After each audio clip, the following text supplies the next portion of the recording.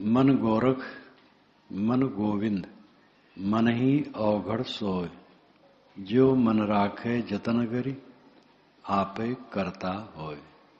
साखी ग्रंथ में मन को अंग में बहुत सी साखियां, उसकी एक साखी है जो कबीर अमृतवाणी में है। मन गोरख मन गोविंद मन ही अवघड़ सोय, जो मन राखे जतन करी आपे करता होय। मन की दृढ़ता से ही गोरख जैसे योगी हुआ जाता है। गोरखनाथ हठ योगी थे। नेति धोती कपाली कुंजली इत्यादि साधना, बड़ी कठिन साधना उन्होंने की थी। शरीर अजर अमर हो जाए ये भी भाव था, लेकिन वो तो होने वाला नहीं है। उनकी लगन अद्भुत थी। मन की दृढ़ता से ही गोरख जैसे योगी हुआ जा सकता है। मन गोविंद, गोविंद गोपालक गोरक्षक श्री कृष्ण, अभिप्राय भगवान। मन की उन्नत से ही भगवान कोई हो जाता है। भगवान भाग्यवान ऐश्वर्यवान, ज्ञान श्री ब्रह्मांडता, तब विद्या बल हो, ज्ञान विराग श्रीजुत यश और धर्म निधान, ऐश्वर्य खटभागजुत ताय कात भगवान।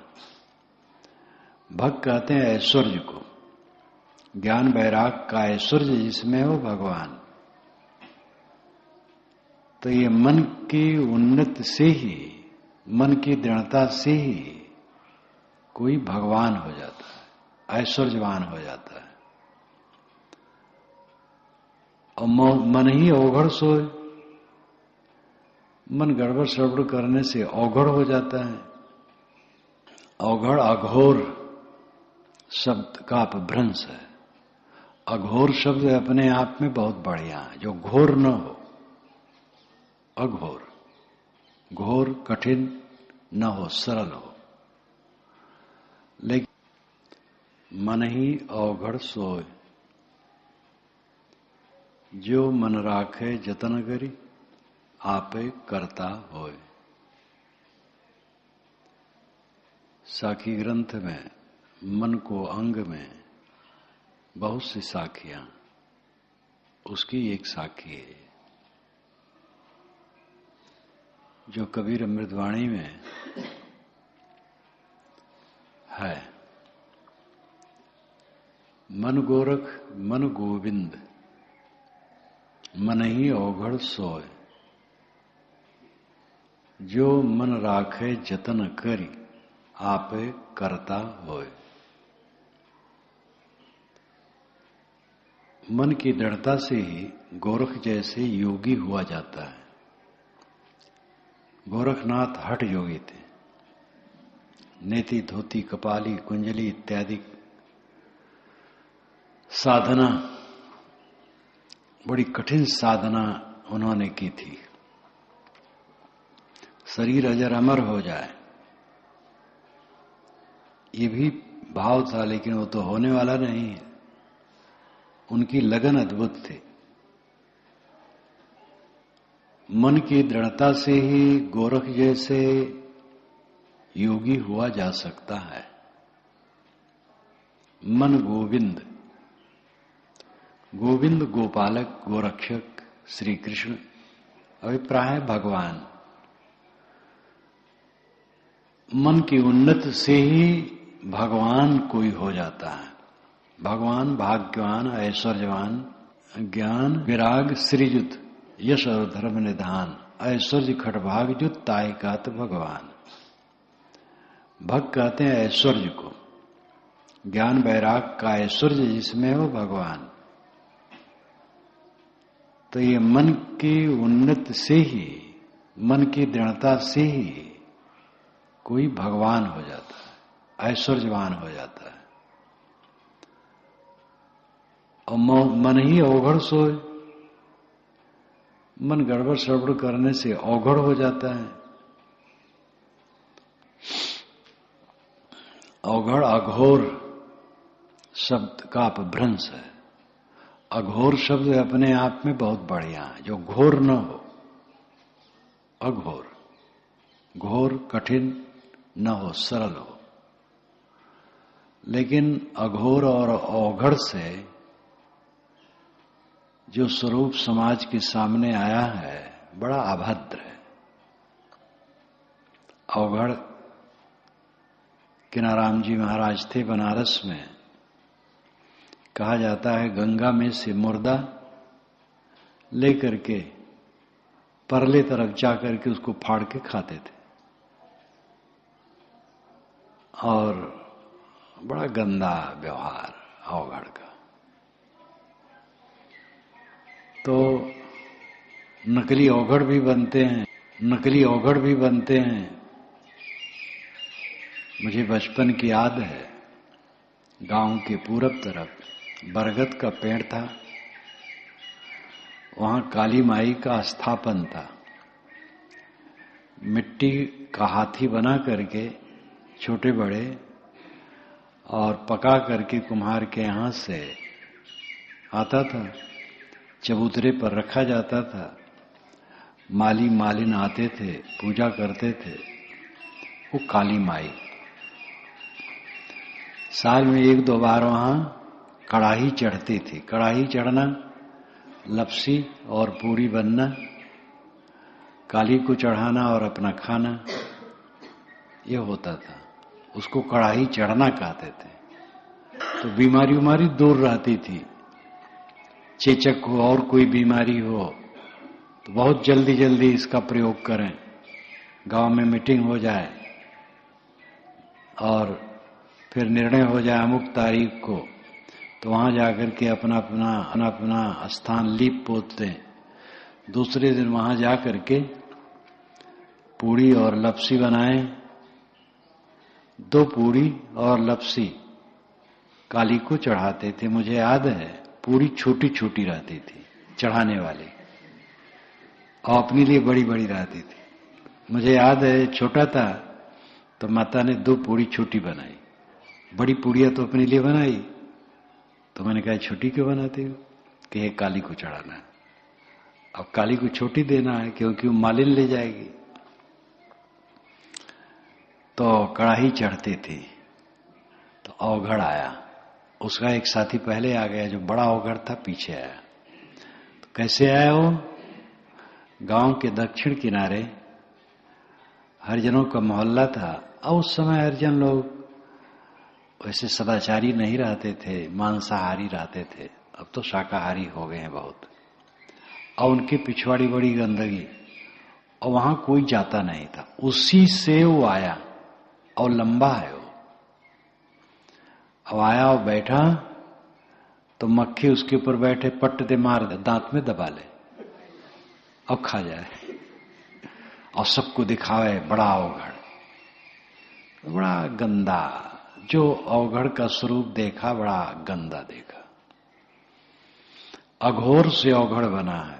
अघोर जो घोर न हो, सरल हो, स्वच्छ हो, पवित्र हो। लेकिन अवघड़ का स्वरूप गंदा देखा गया। तो मन की गड़बड़ी से लोग अवघड़ हो जाते, गंदे हो जाते। जो मन राखे जतन करी, यत्न उद्योग परिश्रम साधना करके जो अपने मन को ठीक रखे, आपे करता हो, स्वयं ईश्वर हो जाए। कबीर साहब की वाणी स्वावलंबन देती है, परावलंबन नहीं। कोई प्रभु कृपा करेगा तो बेड़ा पार होगा, ऐसी बात नहीं। आपने अपने को डुबाया है, आपको ही अपने को उठाना है। किसी प्रभु का दोष नहीं है, और कोई प्रभु उठाने वाला भी नहीं। आप जब, और कोई प्रभु उठाने वाला भी नहीं। आप जब चारों खूंट से डूबना चाहेंगे, कौन प्रभु उठाएगा? आप गलत खान पान करेंगे, गलत आचरण करेंगे, गलत व्यवहार करेंगे, गलत भावना रखेंगे, कौन भगवान उठाएगा? आप ही को उठाना है अपने को। संत गुरु भी केवल रास्ता दिखाएंगे, चलना खुद पड़ेगा। कर भैया बल आपनी छाड़ बिरानी आस, जाके आगन नदिया बहे सो कसमरे पियास। अपने बाहुबल का भरोसा करो, अपने बाहुबल का भरोसा करो, दूसरे की आशा छोड़ दो। जिसके आंगन में नदी बहती हो प्यासा क्यों मरे? आपन आश कीजे बहुतेरा, काहुन मरम पावल हरि केरा। इंद्री कहां करे विश्रामा, सो कहां गए जो कहत होते रामा। सो कहां गए जो होत सयाना, होए मृतक वह पदई समाना। रामानंद राम रस माते, काहीं कबीर हम कहीं कहीं थाके। आपन आस कीजे बहु तेरा, काहुन मरम पावल हरि केरा। अपने पुरुषार्थ का भरोसा करो सब प्रकार से, हरि का मरम कोई नहीं जाना, टटोलते रहे। आपन आस कीजे बहु तेरा, काहुन मरम पावल हरि केरा। इंद्री कहां करे विश्राम, आस कीजे बहु तेरा, काहुन मरम पावल हरि केरा। इंद्री कहां करे विश्राम, ये इंद्रियों के लंपट लोगों को विश्राम कहां मिलेगा? सो कहा गए जो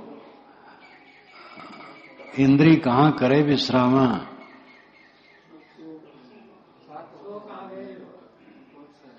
इंद्री कहां करे विश्रामा, सो कहां गए जो कहत होते रामा। जो राम राम राम तार देंगे ऐसा कहते थे, वो कहां गए?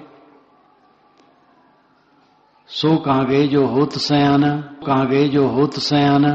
जो अपने को बहुत सयान मानते थे, बड़े समझदार, समझदारी उनकी क्या हुई? आचरण शुद्ध नहीं रहा तो।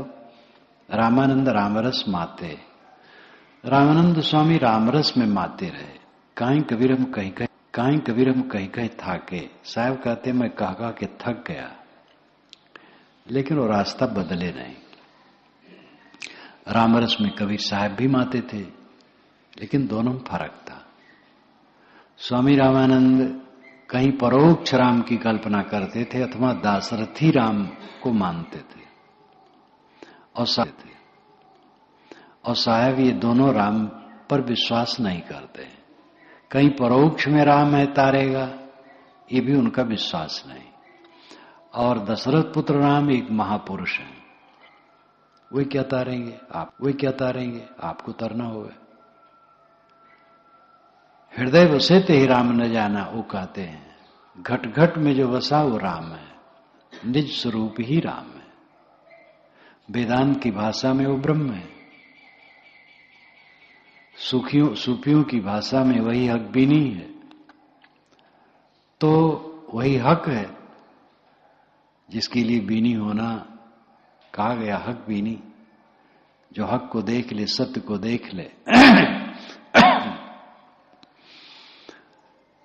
रामानंद रामरस माते, स्वामी रामानंद बाहरी रामरस में माते रहे। मैं काका के थक गया, लेकिन वो माने नहीं।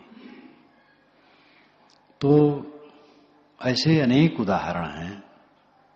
झगड़ा एक बढ़ो राजा राम, जो निर्वारे सो निर्वाण। ब्रह्म बड़ा की जहां से आया, वेद बड़ा की जिन उपजाया। ई मन बड़ा की जेह मन माना, राम बड़ा की राम ही जाना।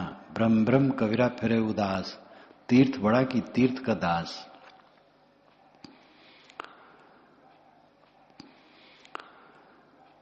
झगड़ा एक बढ़ो राजा राम। हे राजा राम, एक बहुत बड़ा झगड़ा बढ़ा है। मनुष्य को साहब राजा राम कहते हैं। राजा राम एक नहीं, सब राजा राम है, सब राम है, सब राजा हैं। ये आत्मा ही भूप है, ब्रह्म है, महान है, सब राजा हैं।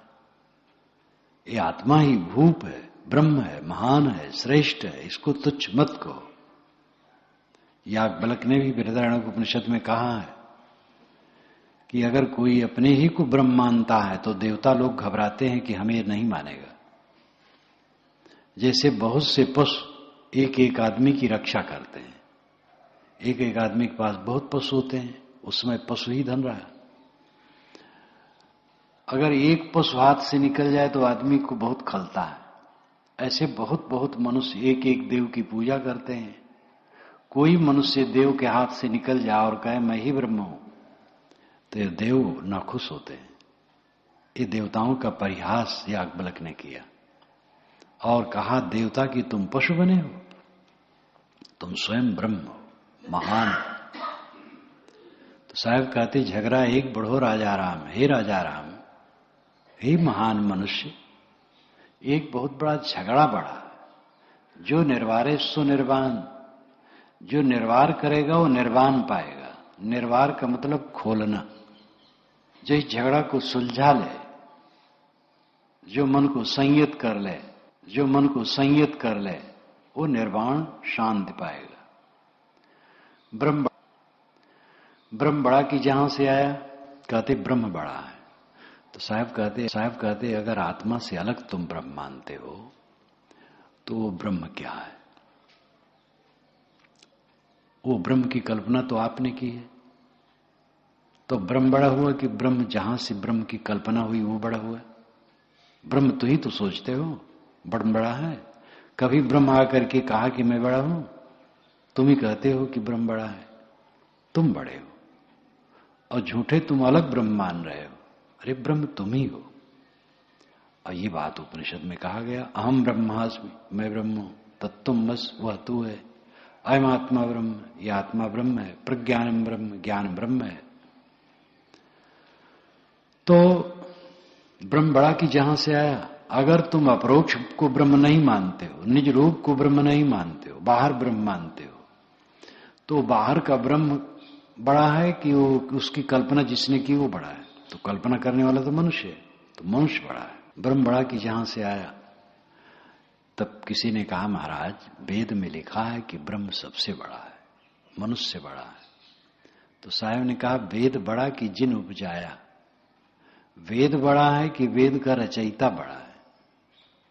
वेद का रचयिता मनुष्य है।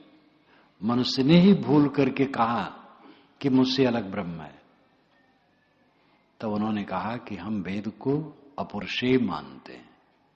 तो साहब ने कहा ई मन बड़ा कि जेहि मन माना। तुम मानते हो, तो मानने वाला बड़ा होता है कि मन बड़ा होता है? मानने वाले तुम ही हो, तुम बड़े हो। ई मन बड़ा कि जेहि मन माना। राम बड़ा कि राम ही जाना। अगर राम ईश्वर परोक्ष में मानते हो, अलग मानते हो, तो वो बड़ा है कि उसकी मान्यता करने वाला बड़ा है? ब्रह्म ब्रह्म कबीरा फिरे उदास, तीर्थ बड़ा कि तीर्थ का दास। लोग कहते तीर्थ बड़ा है, साहब कहते तीर्थ बड़ा है कि तीर्थ का दास बड़ा है? ये तीर्थ के दास जो तीर्थ में आते हैं वे सब तीर्थ में न आवे, तीर्थ बेकार है।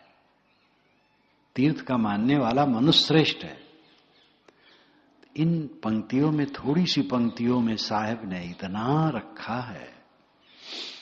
जो पे बीज रूप भगवान तो पंडित का पूछवान, कहा मन कहा बुद्ध कहा अहंकार, सतरजतम गुण तीन प्रकार, विसमृत फल फलय अनेका, बहुधा भेद कहे तरवे का, कहें कबीर तैमें क्या जान, को दो छूटल को अरझान। एकदम प्रश्न पर प्रश्न, प्रश्न पर प्रश्न। कुमारी बहुत बिल लिंडा हेस ने कहा, जो बीजक के कुछ अंश का इंग्लिश अनुवाद किया है। अहमद शाह ने तो पूरा किया था, जो सन 16-17 में छपा था, आप बराबर छप रहा है दिल्ली से। पूरे बीजक का छंदोबद्ध अनुवाद, छंदों में अनुवाद इंग्लिश में, और लंबी भूमिका। लिंडा हेस ने अभी किया 10-15 वर्ष पहले, तो उन्होंने सबका नहीं किया। उन्होंने भूमिका में लिखा है कि मैं जीवन बिता दूं तो बीजक के सभी शब्दों को नहीं समझ पाऊंगी, इसलिए जिसको मैं समझ पाई उसका किया। तो उसने भी बड़ी लंबी भूमिका लिखी है। तो उसने लिखा है कि जैसे मुक्केबाज चारों तरफ से मुक्के मारता है, कबीर वैसे प्रश्न पर प्रश्न इतने जड़ देते हैं कि अगला आदमी अवाक रह जाता है। अब बीजक का, संपूर्ण बीजक का छंदोबद्ध अनुवाद हो चुका है, छपने वाला है। अनुवादक पीछे बैठा है, लखीन परियानी, और तो बिल्कुल तैयार है, लेकिन उन्होंने रोक रखा है कि फिर एक बार देखेंगे और छप जाएगा। टिप्पणी सहित। और बीजक का जो हमारी टीका का अनुवाद है, प्रेम प्रकाश जी वो भी पीछे बैठे हैं, उनका तो चल रहा है, प्रकाशन हो गया है और बिक रहा है, काफी बिक भी गया है। व्याख्या का भी अनुवाद कर रहे हैं। यहां यही याद आई लंडाहेस की बात कि मुक्केबाज की तरह कबीर प्रश्न पर प्रश्न इतना कस देते हैं कि अगला आदमी अवाक रह जाता है। बारंबार कबीर एक ही बात कहना चाहते हैं, तुम अपने को हीन दीन क्यों मानते हो, तुच्छ क्यों मानते हो? तुम तुच्छ हो तो श्रेष्ठ कौन है? तुम महान हो, तुम्हारा जोड़ा कुछ नहीं है। अपनी महानता को समझो, अपनी निर्मलता को समझो। मन खराब करके बहुत छोटा तुच्छ हो गए हो। तरिवर पाए पहेली हो तवहीं सराहो तो ही, हंसा तू तो सबल था हल्की अपनी चाल, रंग कुरंगे रंगिया किया और लगवार, तो और लगवार बना लिया है, अपने को छोटा मान लिया है, तो छोटा नहीं है। ज्ञान विज्ञान का स्रोत कहां है? पानी का स्रोत है, तेल का स्रोत है, कोयले की खदान है, हीरे की खदान है, पत्थर की खदान है। ज्ञान का स्रोत और खदान कहीं है? मनुष्य। मनुष्य न होता, शास्त्र न होते, ज्ञान विज्ञान न होता, देवी देवता न होते, भगवान ईश्वरों को जो दल बना है ये सब न होता। ये मनुष्य ने सब रचा है।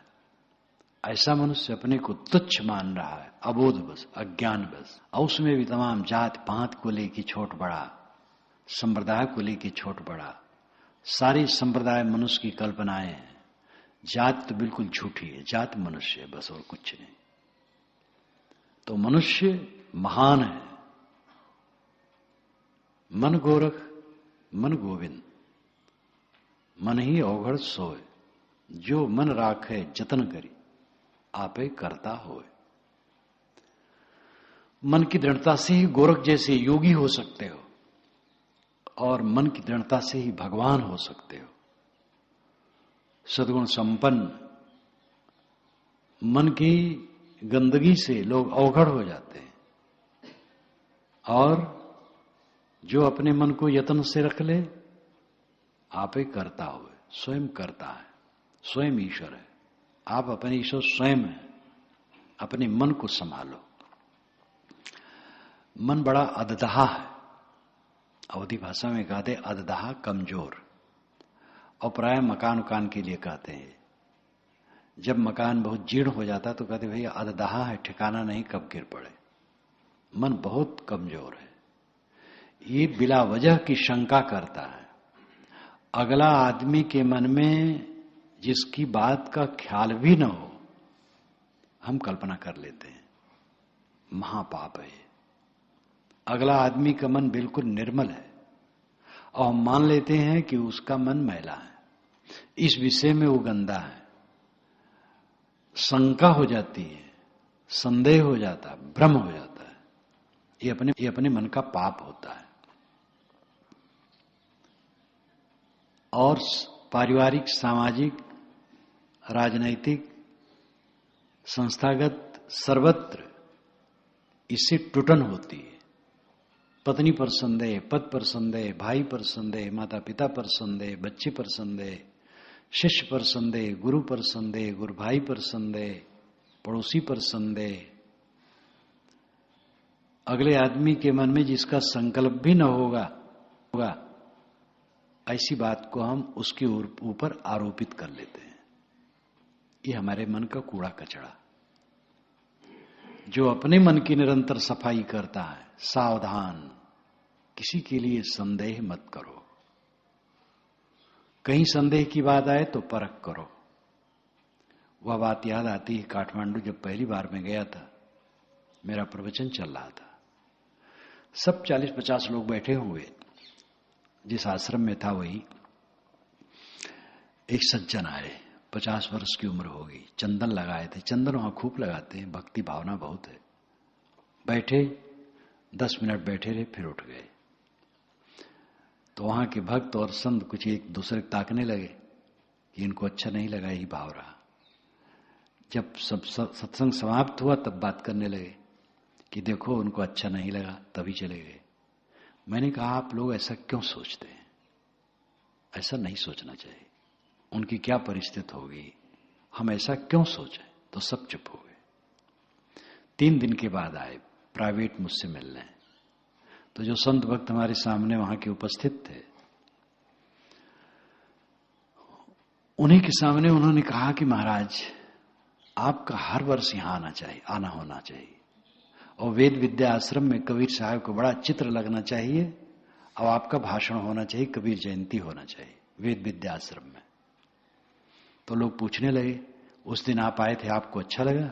अरे अच्छा लगा मैं कहते हो, इससे अच्छा और क्या होगा। मैं मजबूर था, मुझे डाकखाना जाना था और बहुत जरूरी काम था, इसलिए बीच में उठ के मुझे जाना पड़ा। और मेरे लिए उन लोगों से कहा कि हर साल बुलाओ, और हर साल यहां कई दिन का कार्यक्रम वेद विद्या आश्रम में हो। अब कहां हमारे संतों भक्तों का भ्रम हो गया था कि इनको अच्छा नहीं लगा तब चले गए, और कहां उनका भाव इतना निश्चित है, वैष्णव भक्त थे, लेकिन हमारी बातें उनको बहुत चुभी, और कहीं यही यथार्थ है, इसी प्रचार होना चाहिए। कई बार ऐसा होता है अपने संपर्क वाले व्यक्तियों के प्रति हमारे मन में पाप होता है, संदेह बहुत गलत होता है। अपने मन को साफ करो, कोई बुरा नहीं है, सबसे बुरा मैं हूं। अपने मन की बुराई धो, दूसरे का कुछ होगा तो वो जानेगा, विशेष होगा तब देखा जाएगा, लेकिन बिला वजह हम मान लेते हैं किसी को, कितना गलत करते हैं। अपना मन घोर जंगल है, महासमुद्र है, अपने मन को कोई साफ करता रहे तो स्वयं शांति से रहे और परिवार के साथ सुंदर बर्ताव करे। लड़के को कुछ कहा, वो चला गया, हमारे मन में फोड़ा हो गया, हमारी उसने अवज्ञा की। हो सकता हो सुना ना हो, सकता हो सुना ना हो, सुन भी लिया तो आदमी है, कभी कभी कोई काम करने का मन नहीं होता है, कोई बात नहीं। कहते हैं कि नौकर अगर बहरा हो जाए तो मालिक अंधा हो जाए। नौकर ने अवज्ञा की, बात नहीं सुनी, तो मालिक को चाहिए आंख बंद कर ले। हर समय लड़ने की जरूरत नहीं है, आप भी तो इंसान हैं, आपका अहंकार नहीं जगता है क्या? कई बार आप अवज्ञा करते हैं, आप बड़े हैं, छोटों के सामने अवज्ञा करते हैं। बड़ा छोटा कौन है? कोई बड़ा छोटा नहीं, सब मनुष्य हैं। अपने पाप को देखो, अपने मन को देखो, दूसरे के प्रति बुरी भावना रखना, उसके दोषों को देखना अपना भयंकर नुकसान करना है। तो मन इतना कमजोर है कि व्यर्थ का संदेह पैदा करता है। जो दूसरे के जीवन में जिसकी रेखा भी ना हो, उसको हम बहुत मोटी के रूप में कल्पना कर लेते हैं, अपना अविवेक और घमंड रहता है, हम सबसे बड़े बुद्धिमान हैं। किसी आदमी को कहो बुद्धिहीन, लाठी ले लेगा। सबको घमंड है कि सारी बुद्धि मेरे पास है, और बाकी तो सब तुच्छ है। लेकिन अगर अपना ही मन शोध डाले तब बाकी क्या रह जाएगा। अपना मन शोध डाले, अपना मन शुद्ध हो जाए, अपना मन शीतल हो जाए, जीवन मुक्ति का आनंद। अमतो गधम, तथागत ने कहा अमतो गधम, अगाध अमृत में वो पहुंच जाए। जिसने अपना मन शोध लिया, दूसरे की बुराई देखना बंद, अपनी बुराई देखो, अपने को शोधो। हाँ, व्यवहार में पड़ता है संग कुसंग, तो उसमें सावधानी बरतना पड़ता है, लेकिन दूसरे की बुराई जप करने की जरूरत नहीं, चर्चा करने की जरूरत नहीं, बचने की जरूरत है। और निरंतर जो शोधनी है, परीक्षणी है, विवेचनी है, वो अपना मन है। जो अपने मन को निरंतर देखता है वो विनम्र हो जाता है। जो अपने मन को नहीं देखता अहंकारी रहता, अकड़ा रहता है, मानता हम बड़े शुद्ध बुद्ध हैं। और जो बराबर अपने मन को देखेगा तो देखेगा कैसा कैसा कबाड़ आ जाता है, दूसरे कहने कहां गुंजाइश है। और अगर कबाड़ बंद हो गया, मक्खन हो गया मन, तो वहां अकड़बाजी कहां रहेगी। मक्खन मन, कोमल कोमल, तो अकड़बाजी गुंजाइश ही नहीं रहेगी। साधक है तो अकड़बाज ना होगा, और सिद्ध है तो अकड़बाज होने कोई बातें नहीं। तो जो साधक नहीं होता है वो अकड़बाज होता है। साधक वह है जो अपने दोषों को देख ले, सिद्ध वह है दोष मन में रह ही न जाए। यही सिद्ध, यही परिपक्वता है। सिद्ध का मतलब आकाश में उड़ना नहीं, छू मंतर नहीं, जादू टोना नहीं, किसी बीमारी दूर कर दिया, लड़का पैदा कर दिया, मुकदमे में विजय करा दिए, सब बदमाशियां हैं। ये सब कुछ नहीं होता है। धार्मिक लोगों ने चमत्कार का पाखंड फैला करके समाज को बहुत गुमराह किया है, और उसमें उनका धनजन बढ़ा है, लेकिन सत्य लुप्त हुआ है। इसलिए जो चमत्कार की बात हो सब झूठी, चाहे किसी के विषय में लगाई गई हो। सिद्धि है परिपक्वता, मन की शुद्धि, मन की निर्मलता, और उसका फल है क्लेश रहित मन की स्थित होना। कोई क्लेश नहीं। इस संसार में कौन सा क्लेश हमें होना चाहिए। जिस संसार में हमारा कुछ नहीं हो, कोई नहीं है, उस संसार में हमारा क्या नुकसान है। अपना शरीर माना हुआ अपना नहीं है, कोई प्राणी पदार्थ अपने नहीं है। आज के 100 वर्ष के पहले सब के सब लुप्त हो चुके हैं। जितने लोग बैठे हैं 100 वर्ष के बाद कोई नहीं रहेगा। 100-200 वर्ष की पुरानी चीजें और व्यक्ति सब का सब काल ने पहुंच करके रख दिया है। और काल अनादि अनंत है, सदा से है, सदा रहेगा। और काल ये प्राणी और पदार्थों का अंक लिखता और मिटाता रहता है और खोता रहता है, कुछ रह नहीं जाता है। जिस संसार में हम बैठे हैं कुछ मेरा नहीं, फिर हानि क्या है। कुछ है ही नहीं। नंगा नाचे फाटे का, नंगा अगर नाचने लगे तो क्या फाटेगा, कपड़ा पहने ही नहीं है। हृदय से जिसने पूरी स्वीकृत कर दी कुछ मेरा नहीं, एक कण भी मेरा नहीं, उसको क्या शोक होगा, क्या मोह होगा। का मोह का शोक एक अत्तम अनुपश्यति। मन गोरख मन गोविंद, मन ही औघड़ सोए, जो मन राखे जतन करी आपे करता होए। मन की दृढ़ता से गोरख जैसे योगी कोई बन सकता है, और मन को उच्च उठाने से लोग भगवान, ऐश्वर्यवान, ज्ञानवान। यहां ऐश्वर्य बाहरी नहीं, भगवान के लिए जो ऐश्वर्य है वो ज्ञान वैराग का है। और मन गिरा देने से खराब स्थिति में आदमी पहुंच जाता है। जो अपने मन को जतन से रखेगा वो स्वयं भगवान है, स्वयं करता है, स्वयं कृतार्थ है, स्वयं कल्याणमय है। इसलिए हर नर नारी, हर गृहस्थ विरक्त का कर्तव्य है अपने मन को संभाल के हरदम रखें, व्यर्थ में संदेह न करें, दूसरे पर दोषारोपण न करें, दूसरे की बुराई न देखें, अपनी बुराई देख करके निरंतर अपने को शोधें। दूसरी बुराई कोई सामने आएगी, जो उचित होगा समाधान करना। नाहक में संदेह बना बनाकर पारिवारिक सामाजिक द्वंद्व उत्पन्न करना और अपने मन को द्वंद्वग्रसित करना कितना गलत है। जो साधक अपने मन को निरंतर देखेगा, मक्खन उसका मन हो जाएगा।